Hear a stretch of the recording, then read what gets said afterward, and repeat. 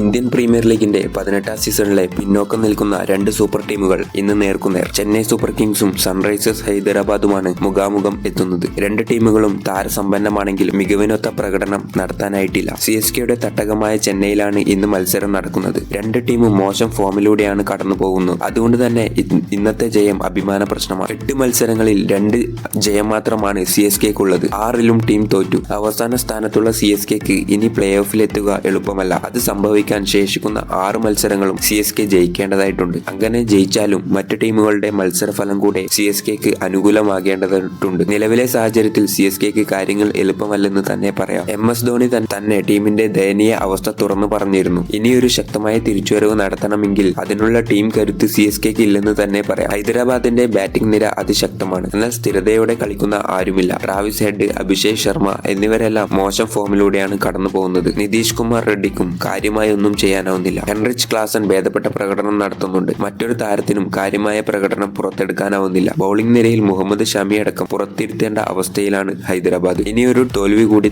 താങ്ങാൻ ഹൈദരാബാദിനാവില്ല. 8 മത്സരങ്ങളിൽ നിന്ന് 6 തോൽവി നേരിട്ട ഹൈദരാബാദ് പോയിന്റ് പട്ടികയിൽ 9ാം സ്ഥാനത്താണുള്ളത്.